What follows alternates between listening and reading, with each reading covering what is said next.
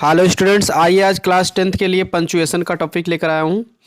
एक क्वेश्चन इसमें से भी आता है, कंफर्म आता है, 2 नंबर पक्के हो जाएंगे आपके अगर इसके रूल्स जो समझा दे रहा हूँ उसको देख लेंगे, प्लस हल करने की टेक्निक जान लेंगे क्या क्या आता है।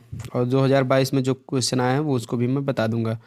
और ठीक है, तो देखते हैं। पहले देखिए, पंचुएशन माने होता क्या होता है? विराम चिन्ह का प्रयोग।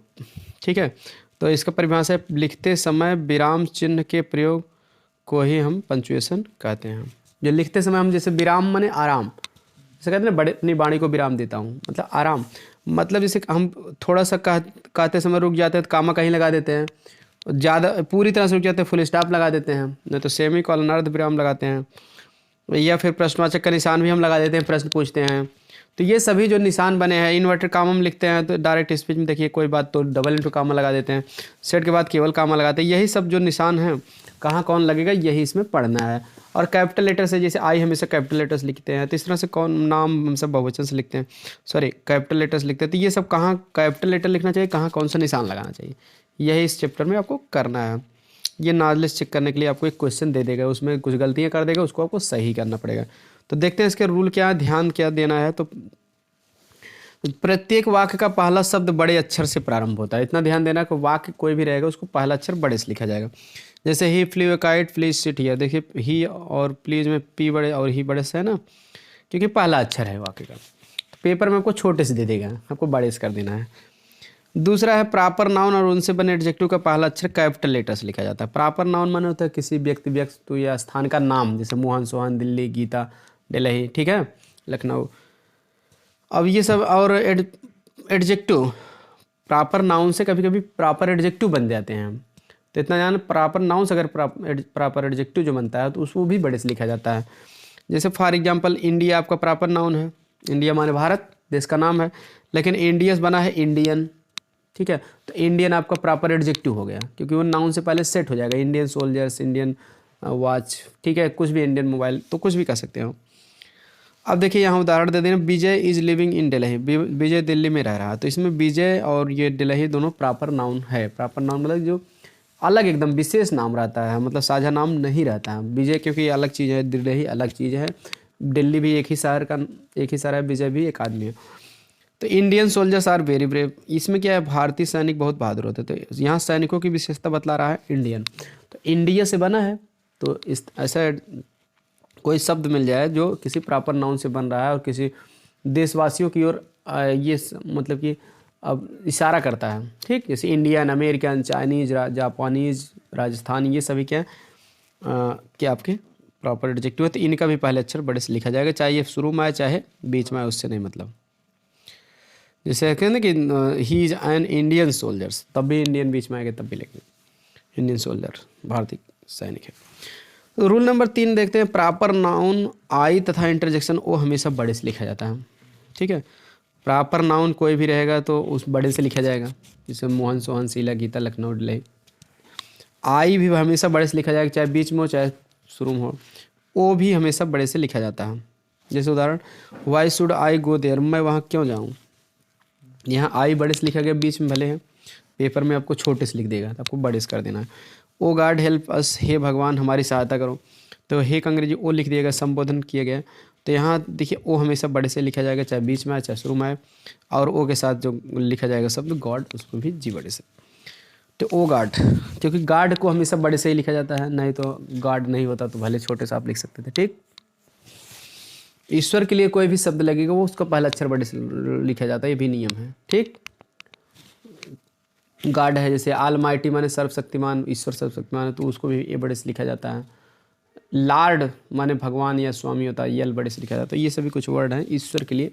यहाँ तक कि ईश्वर के लिए अगर कोई प्रोनाउन भी लिखा जाएगा तो हिज या लिखा जाएगा, तो या ही, तो भी वो बड़े से लिखा जाएगा, ठीक, हमेशा। अगला रूल कह रहा है, ईश्वर के लिए प्रयोग होने वाले शब्द का पहला अक्षर हमेशा बड़े से लिखा जाता है, दे ही दिया है। मे गॉड हेल्प यू, भगवान तुम्हारा भला करे, तो इसमें गॉड भगवान के लिए लगा है तो जी बड़े से रहेगा। ऑलवेज ट्रस्ट हिम, हमेशा उसमें विश्वास रखो, यहाँ हिम जो लगा है भगवान के लिए लगा है, हमेशा उसमें मतलब भगवान में विश्वास रखो। तो यहाँ जो है गॉड के बदले में दूसरे वाक्य में प्रोनाउन हिम है, इसलिए यच बड़े से रहेगा, पेपर में छोटे से दे देगा, तो आपको पता चल जाएगा कि भगवान के लिए लगा है तो उसको बड़े से लिख देंगे। 5वां रूल कह रहा है दिन, महीनों, त्योहारों का पहला अक्षर हमेशा बड़े से लिखा जाता है। किसी भी दिन का नाम, संडे मंडे है, त्यौहार दिवाली होली कोई भी हो, और इसका पहला अक्षर हमेशा बड़े से लिखा जाएगा। ठीक है, महीना में जून जुलाई जो भी हो। जैसे संडे इज ए हॉलीडे, रविवार को छुट्टी होती है। रेन फॉल्स इन जुलाई, वर्षा जुलाई में होती है।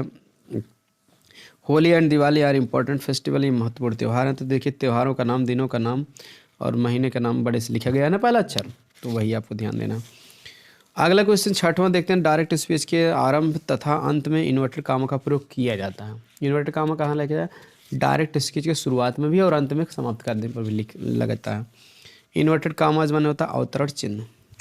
जैसे उदाहरण देखते हैं इसका, ही सेड, उसने कहा। तो यहाँ भी ध्यान देना कि सेड के बाद इन्वर्टेड कामा जहाँ लगाओगे उसके जस्ट पहले नीचे कामा लगता है।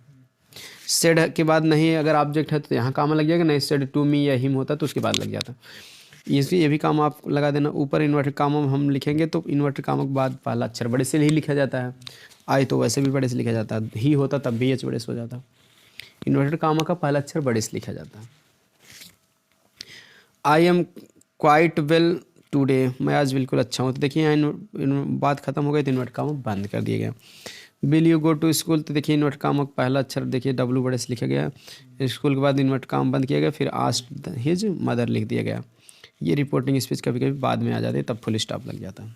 ठीक, यानी इन्वर्टेड कामा वाले को पहले भी लिख सकते हो और सब्जेक्ट और वर्ब के बाद भी लिख सकते हो।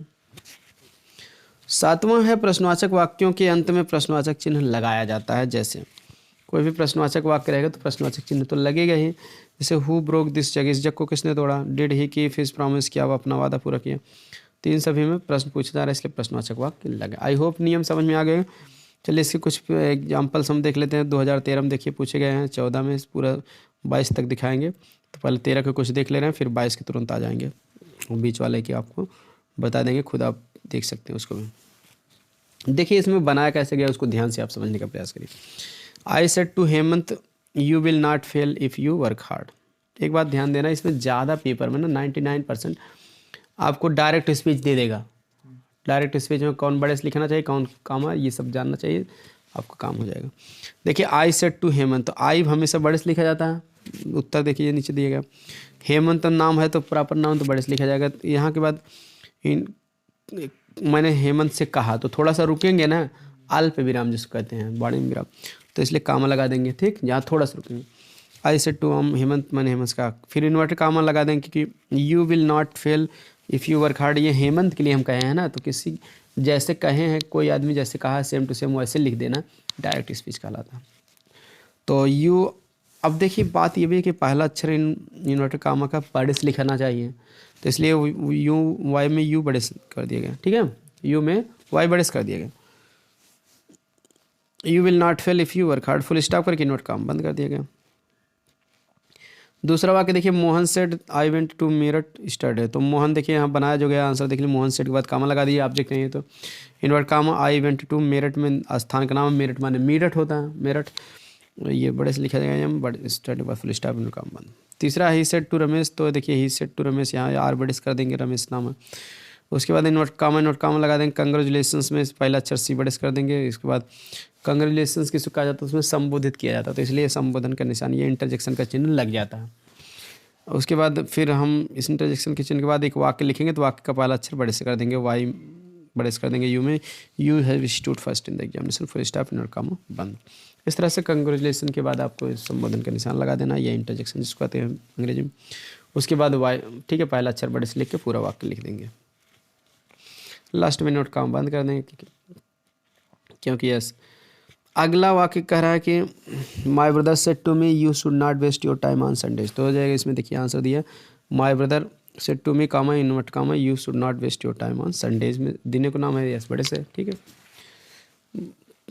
अगला है ही रोट, ये देखिए चौथा वाक्य है, he wrote I can't come because I am ill, उसने कहा मैं नहीं आ सकता हूँ क्योंकि मैं बीमार हूँ। ये कई बहुत इंपॉर्टेंट वाक्य कई बार आए, इसमें सभी वाक्य इंपॉर्टेंट है, वो घुमा फिरा के आते रहते हैं, तो इसलिए आप कुछ प्रैक्टिस करेंगे तो हो सकता है हूबहू आपको पेपर में मिल जाए, नहीं तो इसी तरह सेम आएगा।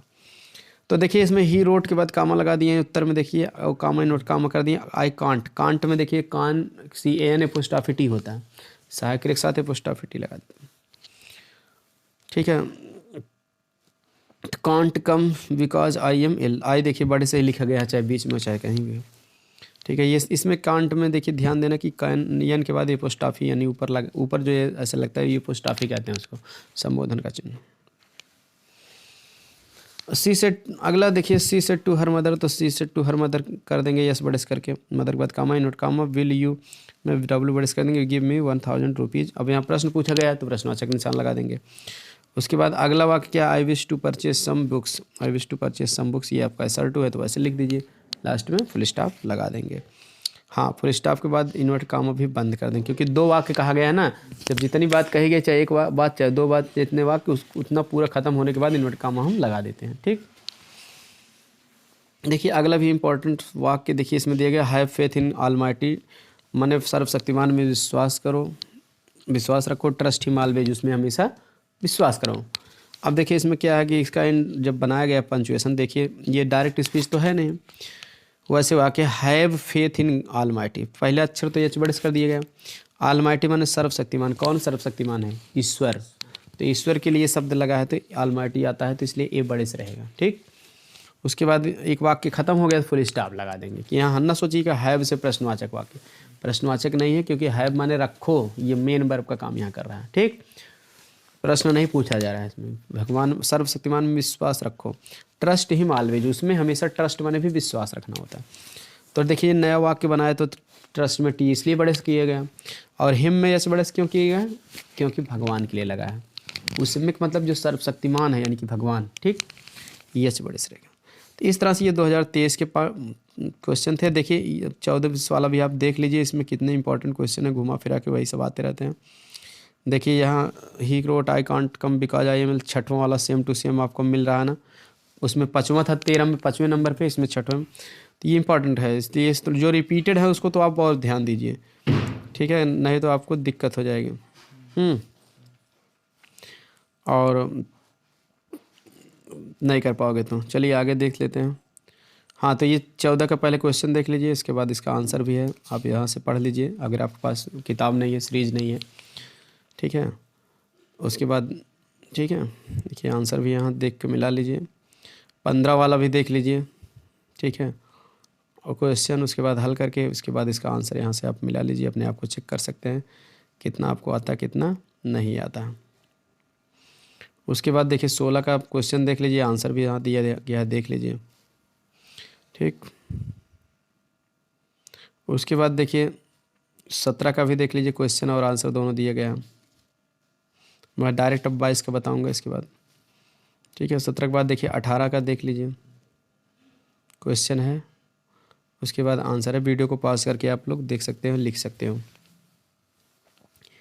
फिर उसके बाद देखिए 19 में भी इस तरह से आया था क्वेश्चन, 7 क्वेश्चन आया था, तो इसका कैसे पंचुएशन किया जाएगा, कहाँ कामा लगे, कहाँ बड़े से, सब वही चीज़ें आप खुद पढ़ सकते हैं।